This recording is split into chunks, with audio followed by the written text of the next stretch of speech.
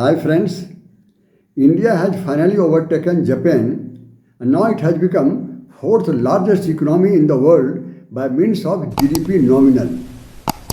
Then who else are there at number 1, number 2 and number 3rd position? USA is number 1 economy having $31.51 trillion. China is number 2 having $19.23 trillion. And Germany stands at 3rd position having $4.74 trillion, and India stands at 4th position having $4.19 trillion. This is the number 1, number 2 and number 3rd and 4th position. But if you compare India with the other one, you will find India is 8 times behind USA in terms of GDP nominal, 5 times behind China. And as regards Germany is concerned, Germany is also ahead of India by $55 billion. Japan stands at 5th position, just marginally behind India by 1 billion only.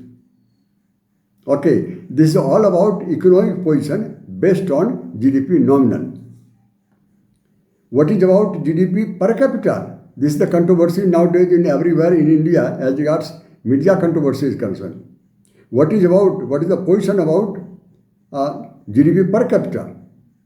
GDP per capita indicates altogether different position than what we find from GDP nominal.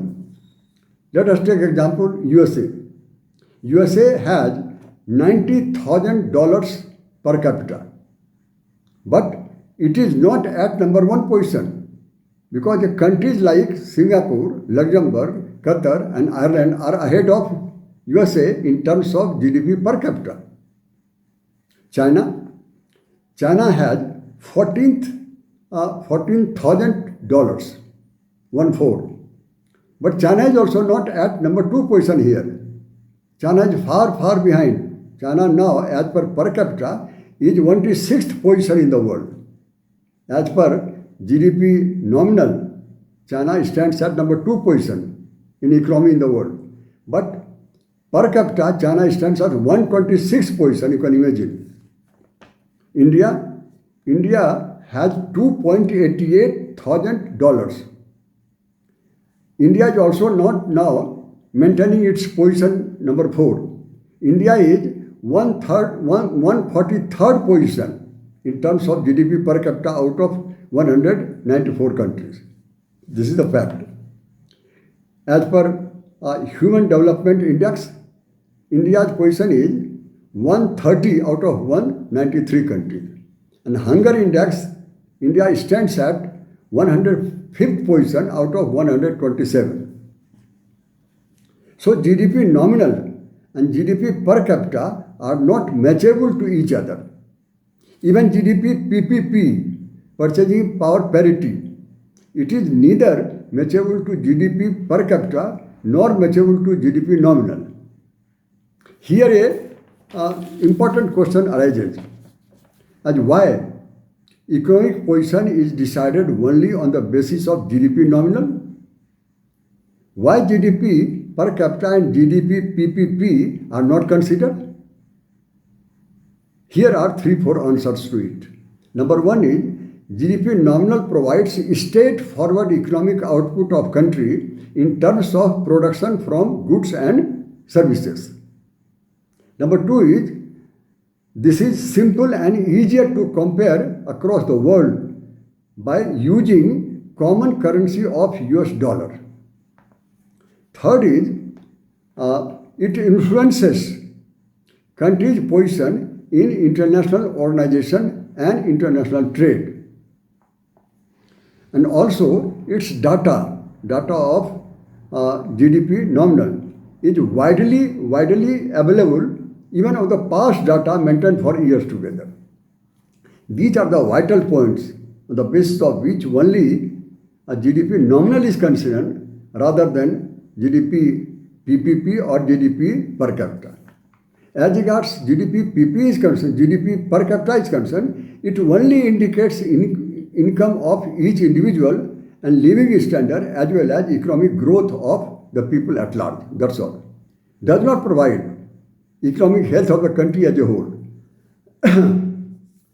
Then GDP, purchasing power parity, it also indicates only cost of living of the people and also purchasing power of the money, that's all. So this is not competent. This is very narrow one. This is the reason that GDP nominally is considered as it provides countries over all economic size, unlike GDP per capita and GDP PPP. Now let us see analysis. Number one point is that we all are aware of the fact that Indian economy is one of the fastest in the world.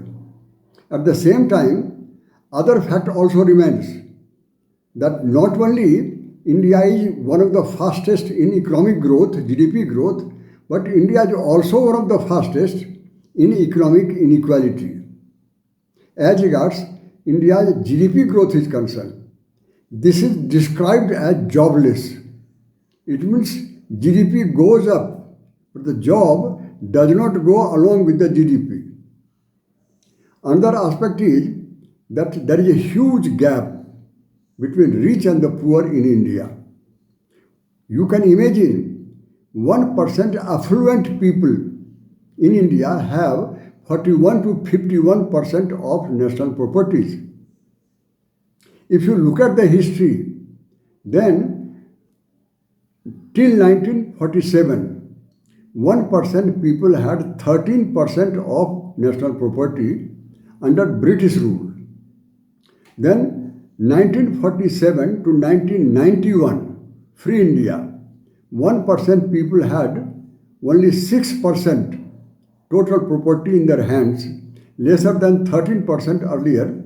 This was the time when India was following socialist economic policy. Then, from 1991 till 2024, as I said earlier, India's 1% people have 40 to 58% of property. This is the time when Indian economy was reformed in 1991. Another period from 2005 to 2009, 5 years, this period is known as golden period of GDP growth in India. 5-year continuous 9% GDP growth consistently. So is known as golden period of economic growth. Then maximum economic inequality is seen from 2017 to 2024. This is the period when GDP per capita also got doubled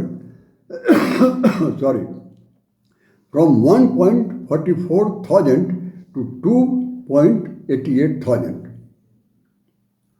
So, as regards billionaires are concerned, in 1999, India had only one billionaire, Arabpati. But in 2024, India has got 284 billionaires. So, India is third largest from billionaire point of view, only after USA and China. Let us see, in 1 year only, during 2018 to 2019, 100 billionaires had 600 total dollars in their hands. Billionaires are 100, their properties are $600 billion. This $600 billion is almost equal to 1.5 annual budget of India. See the gap between rich and the poor.